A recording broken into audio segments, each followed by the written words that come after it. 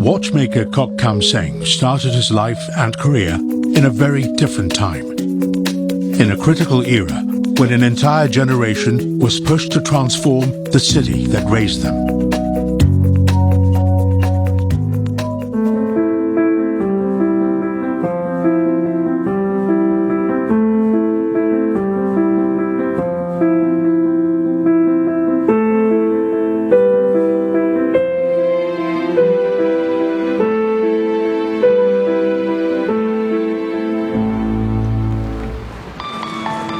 A watchmaking factory at the centre of Marsiling Lane has been a mainstay in the neighbourhood for over 40 years. The Japanese-owned plant has staff who are veterans in their jobs, including one worker who was here from the very beginning. This building was built in 1975. So if you look around you can see that this estate actually have some housing board. But when we first set up here, we were the first plant over here, provided a lot of employment for people not staying around this place here.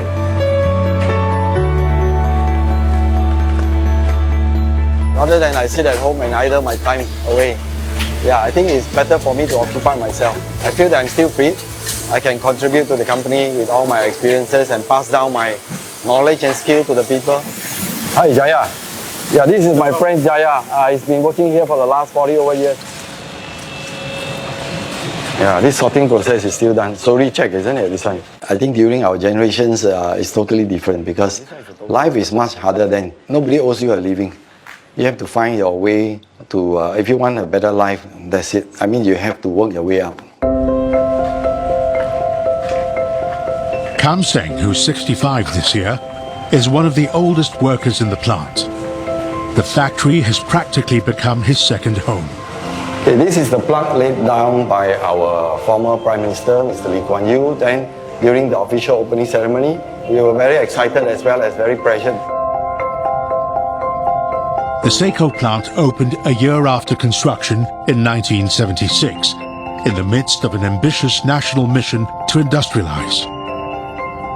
During the opening ceremony, you know, the Prime Minister then is coming down to visit. So we had to do a lot of preparation, and each one of us will take certain responsibilities. We were very proud because Seiko is a big name, and we got a lot of VIPs coming in, you know, to visit the plant, and we go on cameras, you know. So I would say we were very proud about the occasion that we were able to be a pioneer batch to, you know, to start up a Seiko plant in Singapore.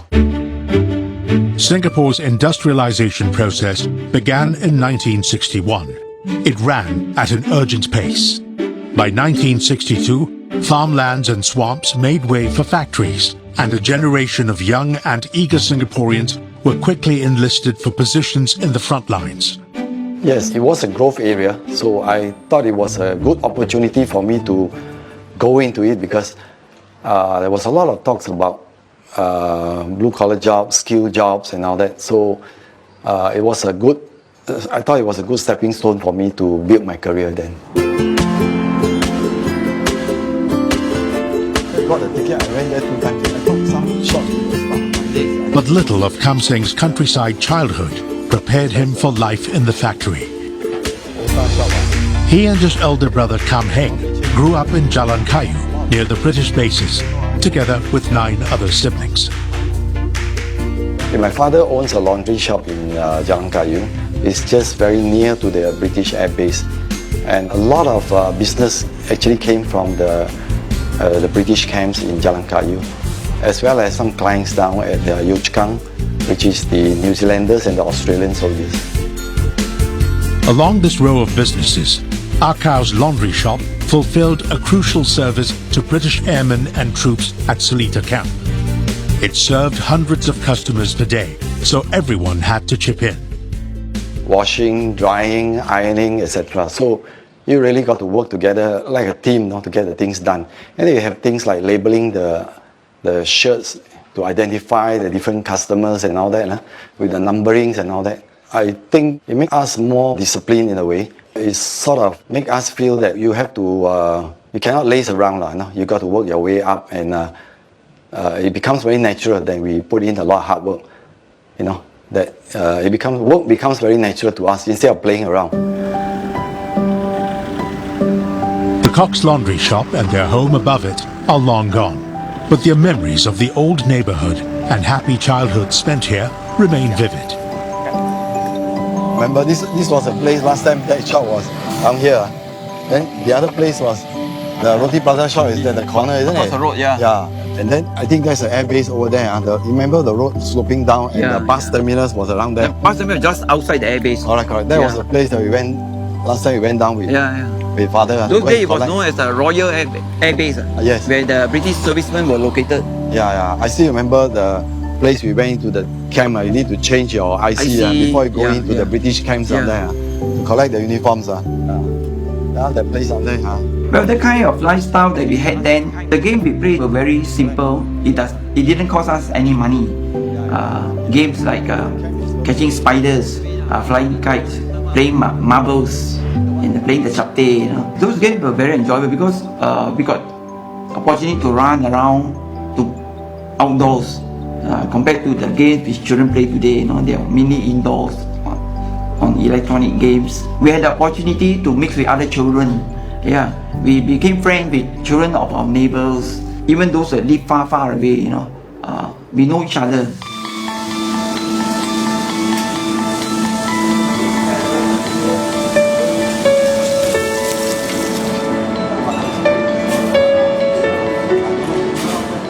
Much of the old Jalan Kayu is gone, except for this restaurant. It still serves up the brothers' favorite breakfast treat. We used to bring our own eggs here because it's much cheaper and everybody does that. You still remember that last time? Yeah. The shop used to be further up the road, almost at the end of the row of shops. Those days it cost only 10 cents. 10 cents only, Yeah, it's cheap last time. And we usually buy home from the shop. We don't eat in the shop because our shop was just across the road. The Kok brothers' life in Jalan Kayu would dramatically change from 1967. The British government, battling a severe economic crisis, withdrew all troops from bases in the Far East. The withdrawal would come to strengthen a generation's resolve.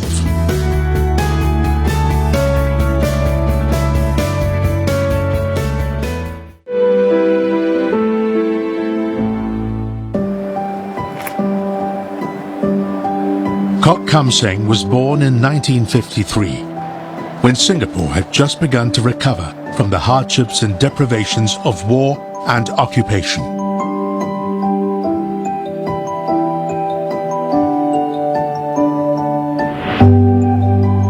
My childhood was actually quite interesting because those days you had a chance to have some freedom to play some, to go around enjoying some other games.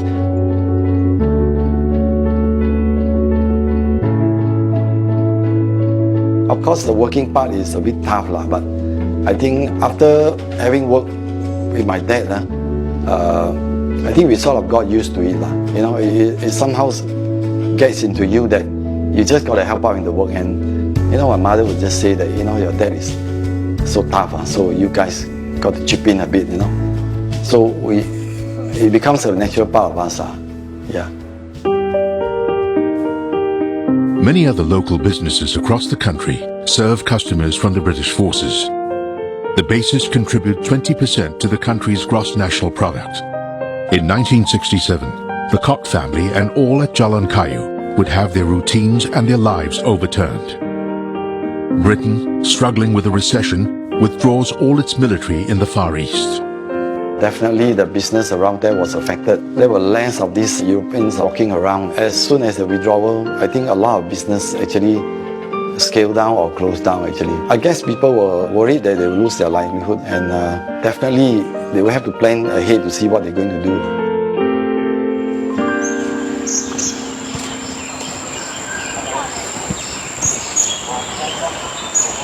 The 1960s are sometimes described as the decade that changed everything for Singapore and Singaporeans.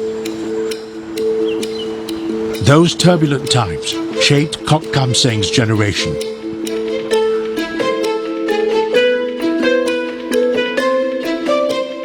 The government reacts quickly to the British withdrawal. It must maintain its defense. So it does, by conscripting local boys, 18 and above, and making men and soldiers out of them.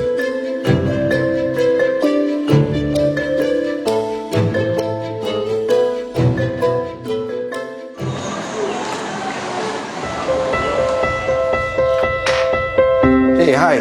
So, Jean So is Kham Seng's buddy from Seiko. They both joined the company after national service. Both men were amongst the first few batches of national service enlistees. I don't know which one was first entered. If on the all the old boys. the British are withdrawing. Who else to protect us? We were separated from Malaysia. Now, we have to stand on our own 2 feet.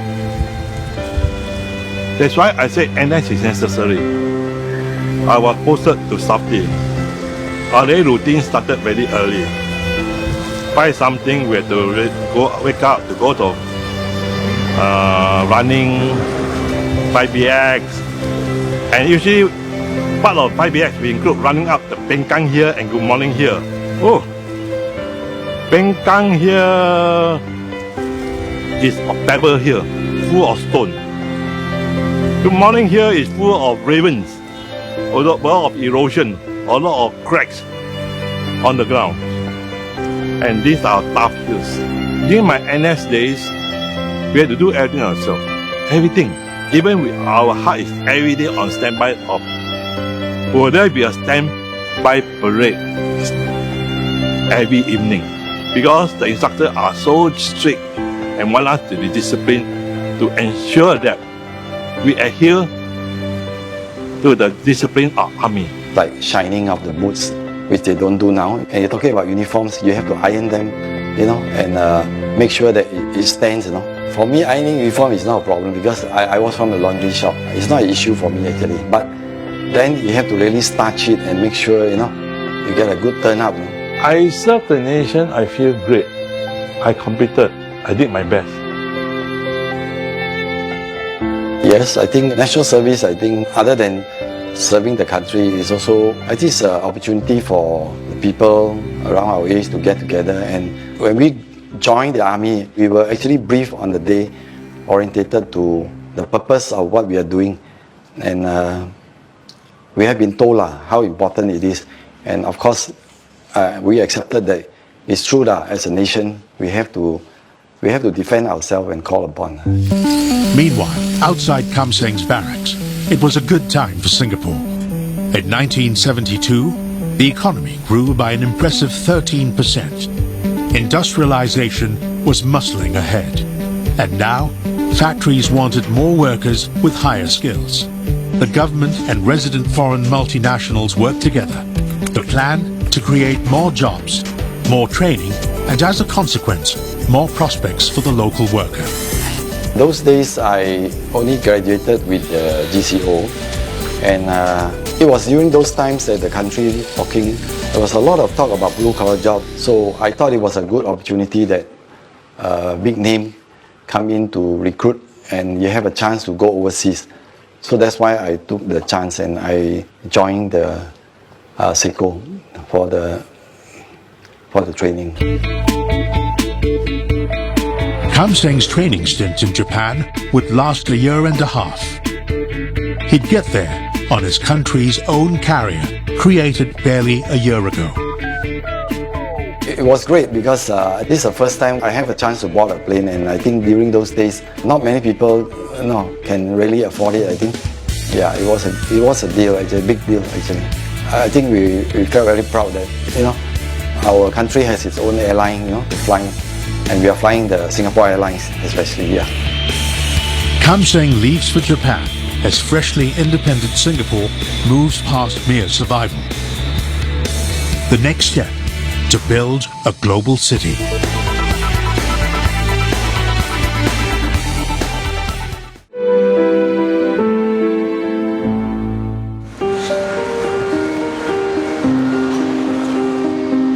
Kok Kham Seng returned from an 18-month training stint at the Seiko factory in Japan in 1975.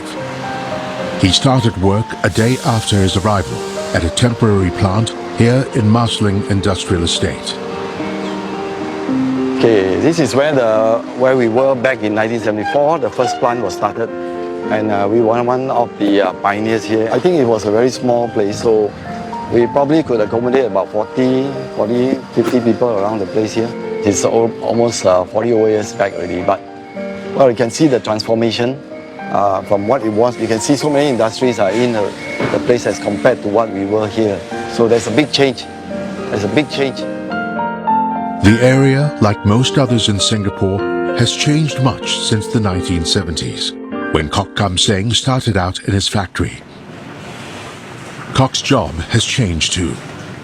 He's had 14 different promotions and postings since he joined as a young technician 40 years ago. What's hardly changed is his work ethic. The Japanese people I think they're very disciplined. During our training, there was a lot of emphasis on the quality itself. We keep repeating the things that we do, even up to the extent that sometimes we actually wanted to ask for new things, but they felt that it's not enough because they really want you to train to be really master of the skill before you move on. Back in Singapore, similar principles were applied to get a workforce up to speed. For every local worker who apprenticed overseas, there were hundreds of thousands of others at polytechnics and vocational institutions at home, learning and honing skills matched to jobs waiting for them. We need to build skilled people. Singapore, we don't have our own industry in this area, so we are dependent a lot on these big MNCs and all that, and we need to build up the skilled manpower.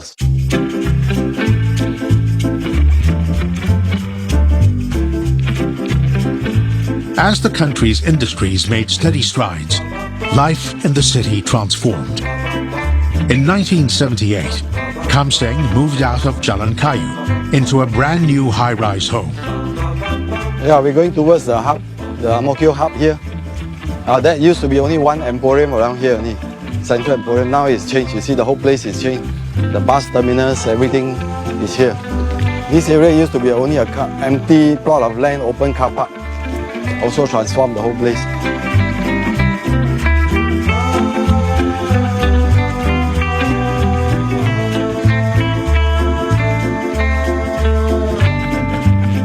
If you compare against the place that I stay in Jalan Kayu, it was totally different. I think it was improved living in a way, cleaner. Towns just like Ang Mo Kio multiplied. Urban renewal transformed the city's landscape, and Singapore was well on its way to finally becoming a global city. Kok Kham Seng is now 65, and he's still hands-on. He's learned early on to never stop learning. I guess it's an interest in learning and to know more, and somebody that's very curious in things.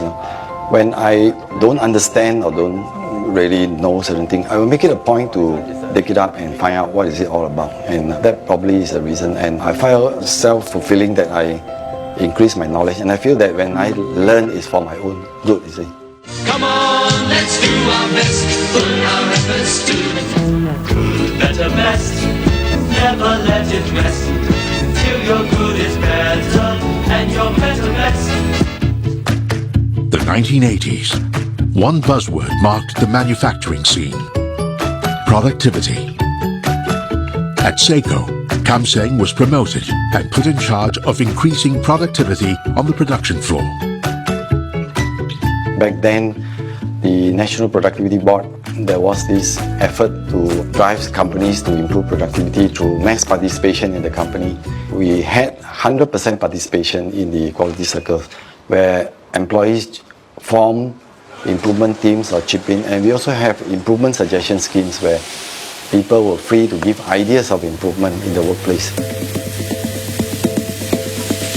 The job came to define him, and being good, better and best became Kham Seng's guiding principle.